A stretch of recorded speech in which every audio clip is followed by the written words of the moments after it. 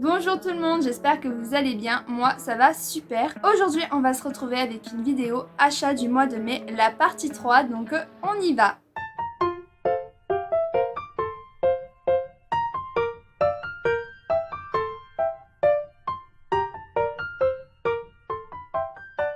N'hésitez pas surtout à vous abonner, ça me ferait extrêmement plaisir et ça m'apporterait beaucoup. Vous pourrez pouvoir aussi me dire ce que vous en pensez en commentaire, si vous avez acheté les mangas que je vais vous présenter ou s'il y en a dans votre wishlist, tout simplement. Donc, j'ai 2 figurines d'abord à vous présenter et après 30 mangas. Voilà, on y va. C'est 2 figurines de One Piece. Donc en premier, on a Ace, tout simplement, qui est juste magnifique avec ses flammes. Tac. Que j'ai eu pour une dizaine d'euros sur AliExpress, donc franchement. Et Usopp, qui est juste aussi incroyable et qui est à une dizaine d'euros également sur AliExpress. Bon après, voilà, quand tu regardes de près, la qualité n'est pas 100% folle par rapport au prix neuf. Parce qu'il faut savoir qu'une figurine comme ça doit coûter dans une trentaine d'euros. Donc voilà, moi franchement je suis contente pour 10 euros, ça me suffit amplement. Maintenant je vais vous montrer les mangas que je n'ai pas lus.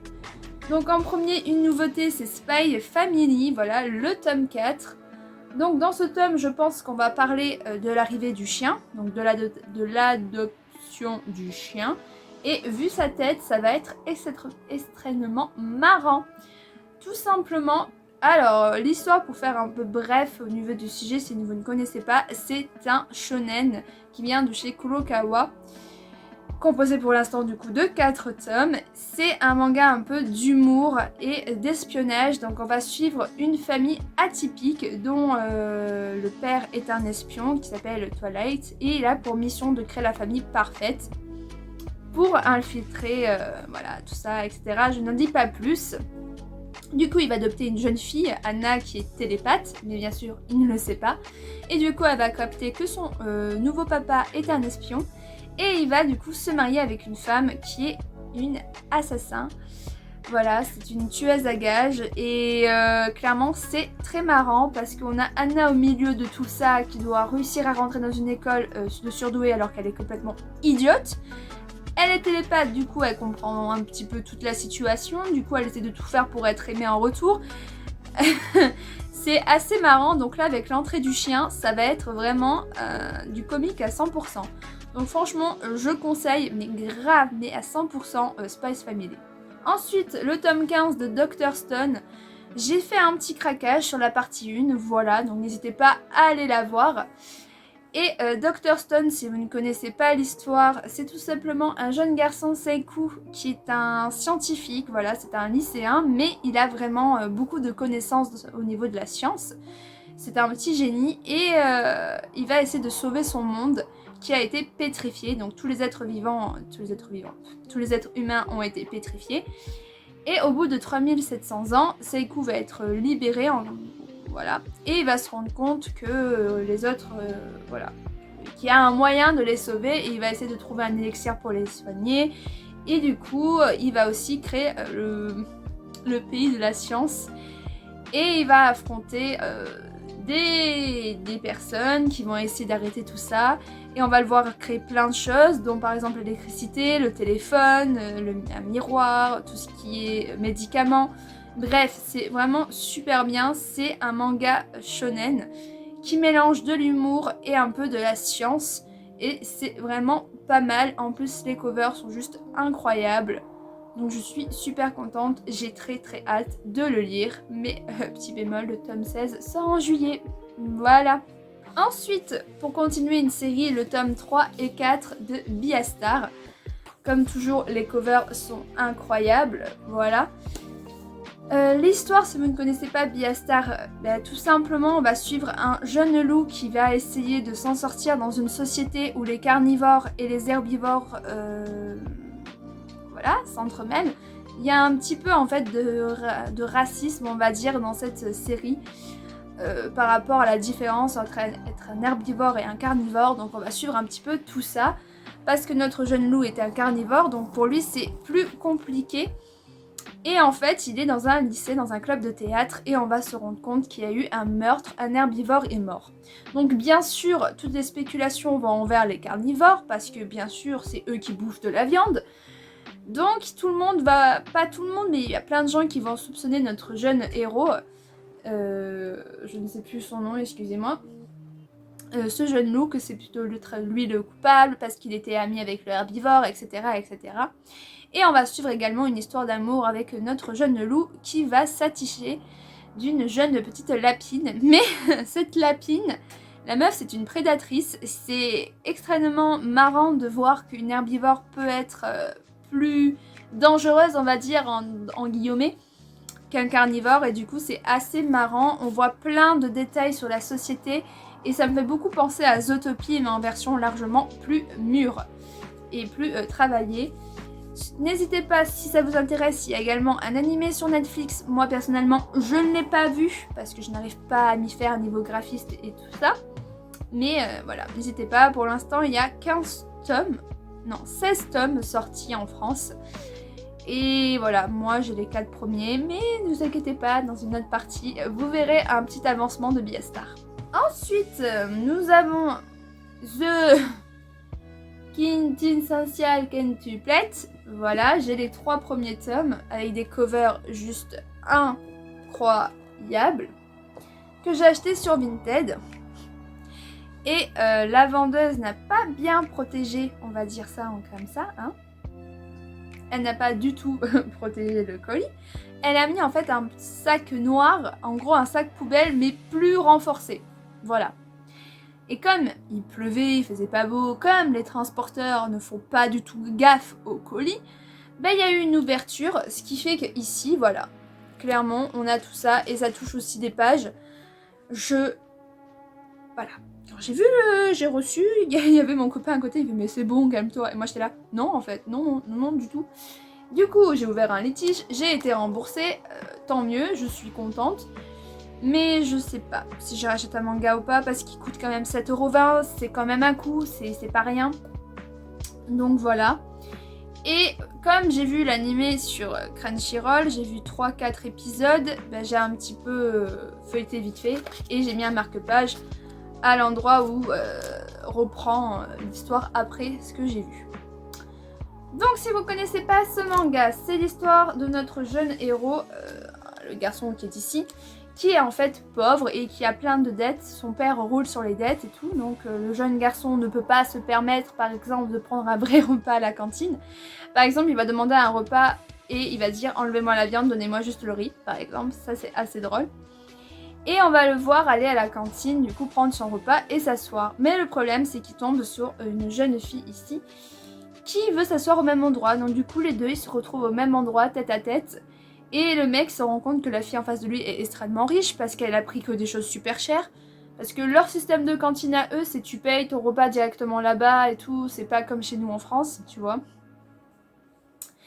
Donc voilà, on voit un petit peu tout ça. Et en fait, la fille, elle va tomber sur un de ses contrôles et elle va voir qu'il est super intelligent. Et elle va dire, bah tu veux pas me donner des cours?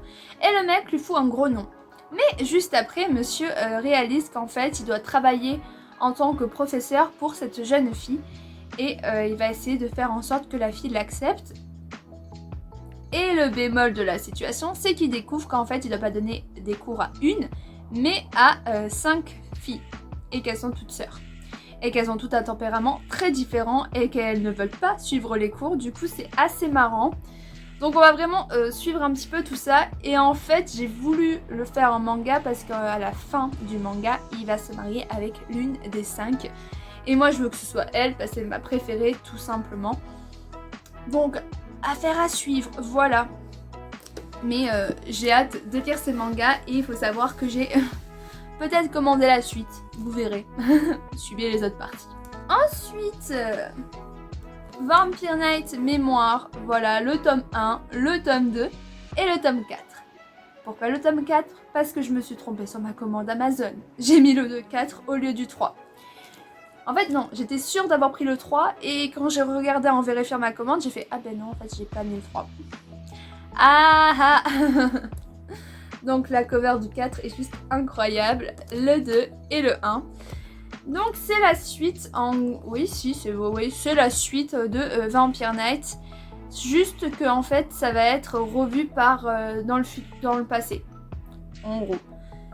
T'as la suite et en même temps t'as des flashbacks dedans. Donc c'est ça qui m'avait un petit peu... J'avais déjà eu ces mangas là, les 2 premiers à l'époque. Et ça m'avait un peu dérangé qu'on ait autant de flashbacks, de retour dans le présent, boum, on repasse dans le passé, bref, voilà. Et là, ça va être surtout plus l'histoire de Yuki et de Zero. Donc, si vous ne connaissez pas Vampire Knight, c'est une histoire de vampire, d'amour, c'est un shoujo. Qui, en fait, on va suivre un petit peu l'histoire de Yuki, une jeune fille qui a perdu ses souvenirs et qu'elle ne reconnaît que Kanome, le jeune vampire qui lui a sauvé la vie. Donc on va un petit peu suivre le dénouement de cette histoire entre tous les deux. Donc voilà, je vais pas en dire plus parce que dans la partie 1, j'en ai déjà parlé de Vampire Knight. Donc voilà, là c'est la suite. Voilà, j'ai hâte de les lire. Ensuite, j'ai commencé 2 nouvelles séries, donc je ne les ai pas lues, donc je ne peux pas en parler. On a d'abord Full Metal Alchemist dans la Perfect Edition, donc je ne connais pas vraiment trop l'histoire de Foufou, je sais juste que lui c'est Edward, et qu'avec son frère ils vont devoir essayer de trouver la pierre philosophale pour les sauver en gros. Voilà ce que j'ai compris. Donc je ne peux pas en parler énormément, juste que les dessins sont incroyablement beaux et qu'on a des pages en couleur tout simplement. Voilà, et que c'est au prix de 11,90 €.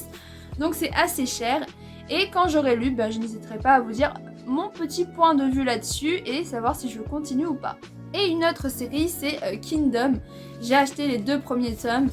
Oui, j'ai craqué. Je fais partie maintenant aussi de ceux qui ont craqué face à Kingdom.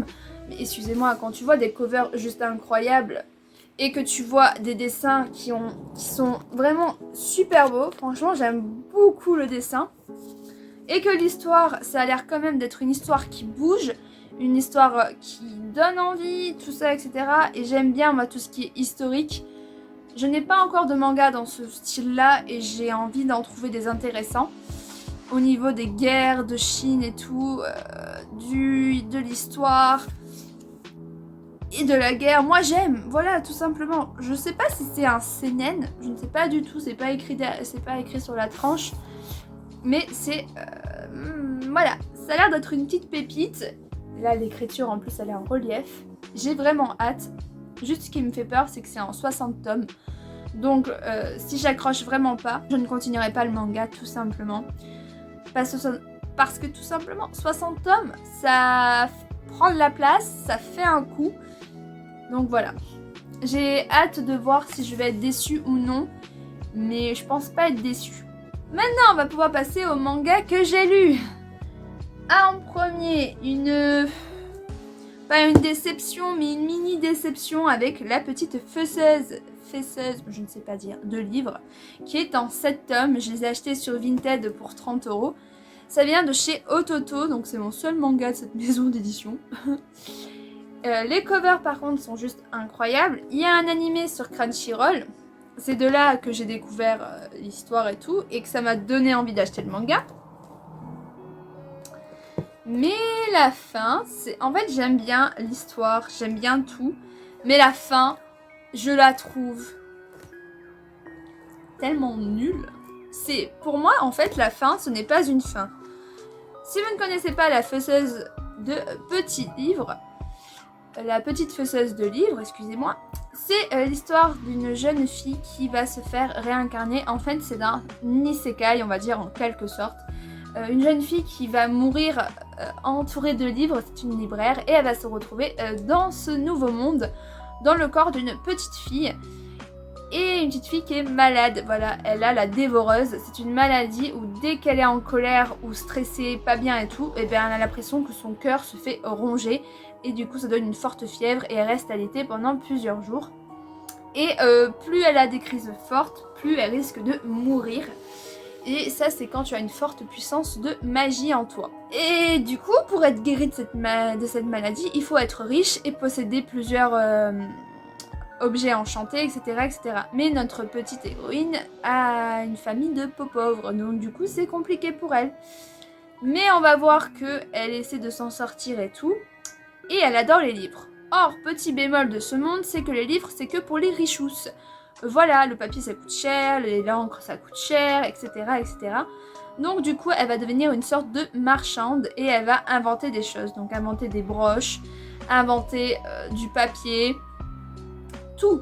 Et même à la fin, c'est ça aussi qui est drôle, c'est qu'à la fin du manga, on ne la voit même pas fabriquer un livre.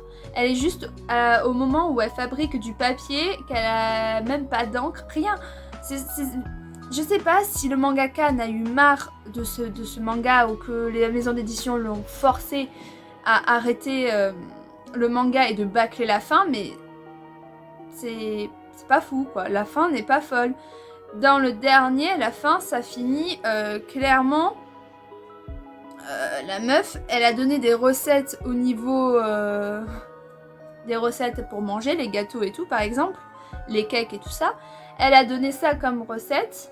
Elle a été payée pour ça, donc on voit qu'elle arrive quand même à s'en sortir financièrement et qu'elle donne de l'argent à ses parents et tout machin. Qu'elle ne meurt pas. Qu'elle est devenue comment on dit, un peu noble en quelque sorte, parce qu'elle a réussi à conclure un pacte avec l'église pour devenir apprentie prêtresse, pour se sauver la vie en quelque sorte. Mais c'est tout. Il n'y a pas plus. On ne sait pas si le papier ça va continuer, on ne sait pas si elle va réussir à faire son truc de livre, on ne sait pas si elle va être guérie. Vraiment, c'est une fin bâclée de A à Z. C'est dommage parce que le manga avait vraiment un bon potentiel. Donc moi, je les garde parce que j'ai quand même bien aimé. Et que c'est juste aussi magnifique les tranches et les covers. Mais bon, je suis un petit peu vraiment déçue de la fin.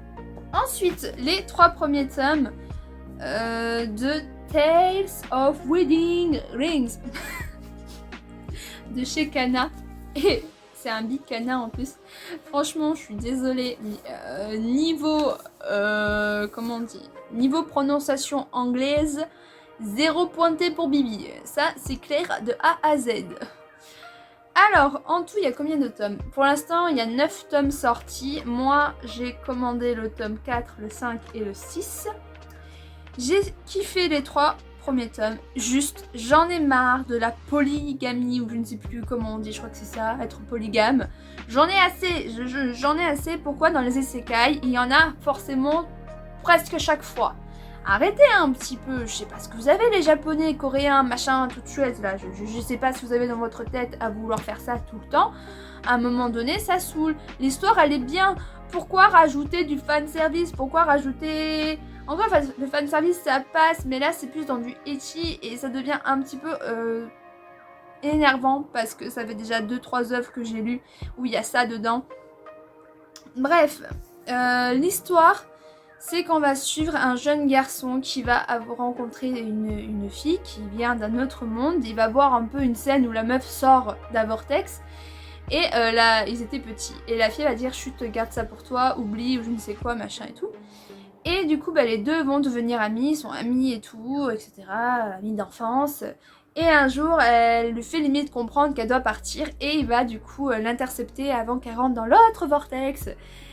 Et il va aussi rentrer dedans. Et à la fin, il va devenir son époux. Et il se rend compte qu'il est devenu le roi des anneaux. Et qu'il doit sauver le monde d'un roi démon, je crois. Donc on va voir un petit peu tout ça. Et en fait, moi je me disais, oh mais c'est trop cool et tout. Les deux ils sont mignons, machin et tout ça. On voit qu'ils s'aiment. Et le bic du truc, c'est qu'en fait, il doit se marier à 5 autres princesses. Ouais, 5 autres, je crois. Pour être le roi des 6 ou des 7 anneaux, je ne sais plus combien il y en a, mais en gros il va avoir plein de femmes, c'est génial, et toutes les princesses hein, de chaque royaume. Bah oui, le mangaka il s'est amusé, hein, il s'est fait plaisir. Hein. Donc du coup, ben voilà, c'est assez marrant, c'est une bonne histoire, juste dommage que chaque princesse tombe amoureuse de lui, et qu'elles veulent faire des choses un petit peu obscènes. Surtout que les deux amis d'enfance se sont déclarés leurs sentiments, ils sont ensemble, ils sont mignons et tout, mais le mec à un moment donné il est là en mode non je dois pas céder mais bon voilà quoi, c'est un peu compliqué quand tu lui penches 3 paires de nichons devant lui, excusez-moi c'est un peu dur. Mais bon bref, passons, c'est quand même un bon manga, mais voilà. Ensuite, une nouveauté, Mission Yosakura Family, le tome 2, toujours autant d'humour, toujours aussi drôle. Après, j'aime mais sans plus quoi. Je sais que je suis l'histoire parce que voilà, c'est de chez Kana aussi, ça se lit bien. Ça reprend bien la suite du premier tome. Donc si vous ne connaissez pas le premier tome, c'est un shonen, un manga avec de l'humour, de l'espionnage. C'est un jeune garçon très timide qui ne parle qu'à son ami d'enfance. Et au final, il va devoir se retrouver à l'épouser et vivre dans sa famille d'espions. Voilà, un résumé simple et efficace. Ensuite, le tome 2 et le tome 3 de Shi. Le tome 4 sort bientôt, je suis trop contente. J'ai surkiffé cette série, c'est un gros coup de cœur. Pour moi, c'est mieux, mais vraiment mieux que My Hero Academia, c'est plus mature. Il y en a plein qui disent « Ah, c'est du copier-coller, ah, c'est du plagiat !» Non, non, non, non, non, non, non. Certes, c'est des héroïnes qui ont des pouvoirs, mais ça n'a absolument rien à voir. C'est vraiment différent. Là, on va suivre beaucoup l'histoire de notre héroïne russe qui va se rendre compte que, en fait, sa mère est toujours en vie et qu'elle est devenue l'équipière du méchant. Voilà, tout simplement. Donc on va suivre un petit peu tout ça, on va découvrir un nouveau héros, celui de la Chine. Et c'est vraiment assez drôle. Franchement, les covers sont toujours aussi géniales. Si vous ne connaissez pas l'histoire de Shi, ouais c'est Shi que ça se dit, c'est l'histoire de base d'une jeune héroïne, Shi du coup, qui est très timide, c'est celle du Japon. Et elle doit sauver les habitants, etc., etc. Et elle va s'allier du coup à tous les autres héros du monde, parce qu'il y a un héros pour un pays, et ils vont devoir affronter une menace assez puissante et assez stylée, d'un mec qui peut faire ressortir le mauvais, le négatif de la personne grâce à un anneau.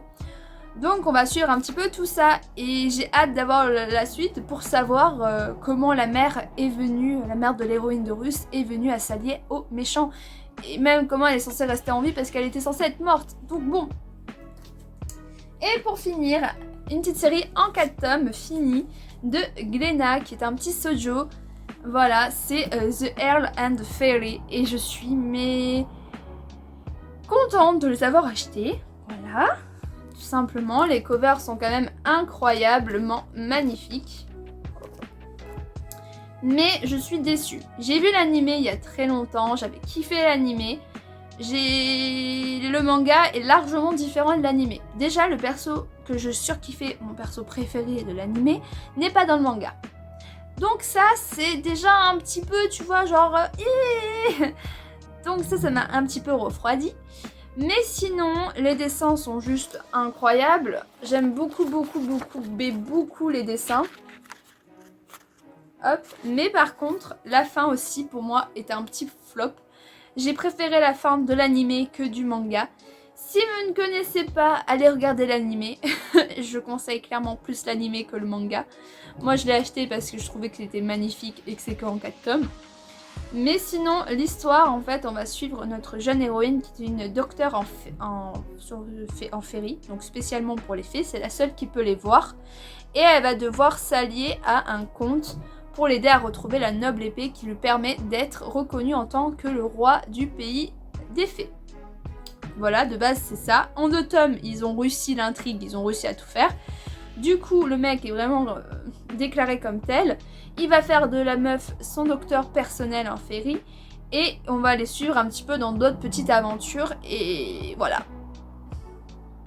Voilà, alors que dans l'animé, il n'y a pas beaucoup d'épisodes. Je crois qu'il y a une treizaine d'épisodes. 13 épisodes, un truc comme ça.